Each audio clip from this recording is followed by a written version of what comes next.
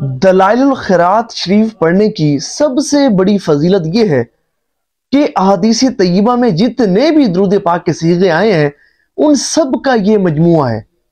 यानी कि जितने दुरूद पाक के सीगे हुजूर नबी पाक अलैहिस्सलाम से मनकूल हैं, मनसूस हैं, आप सल्लल्लाहु अलैहि वसल्लम से साबित हैं, वो तमाम के तमाम इस किताब में हमें मिलते हैं।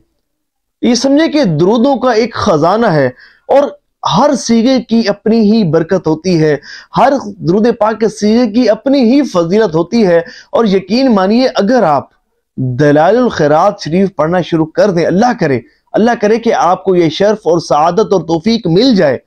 यकीन मानिए आप दलाइलुल खैरात शरीफ पढ़ना शुरू करें, रूहानियत का ऐसा उरूज देखेंगे कि आप हैरान रह जाएंगे। खुसूसन हुजूर नबी पाक अलैहिस्सलाम की खुसूसी तवज्जो का जो तलबगार हो, जो हुजूर सल्लल्लाहु अलैहि वसल्लम का कुर्ब खास हासिल करना चाहता हो, जो चाहता हो कि उसकी दुनिया भी संवर जाए और दुनिया के साथ आखिरत भी संवर जाए और अल्लाह और उसके रसूल सल्लल्लाहु अलैहि वसल्लम का कुर्ब खास नसीब हो, उस शख्स को चाहिए कि दलाइलुल खैरात शरीफ को पढ़ने का अपना मामूल बनाए। और जो चाहता है कि उसके बिगड़े काम संवर जाएं, उसके वक्त में बरकत हो, हर किस्म की परेशानी और मुसीबत से वो निजात हासिल करे और यहाँ तक कि मुस्ताजाबु दावात बन जाए, उसे चाहिए कि दलाइलुल खैरात शरीफ पढ़ने को अपना मामूल बनाए।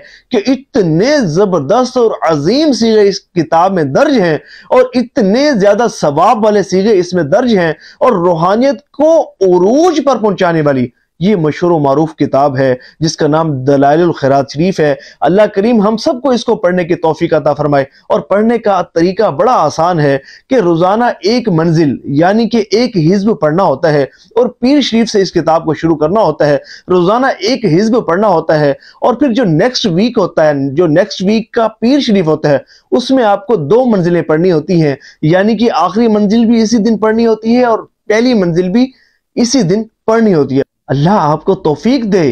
दुरूद शरीफ की इस किताब को जरूर पढ़िएगा और सवाब की नीयत से शेयर भी कीजिएगा।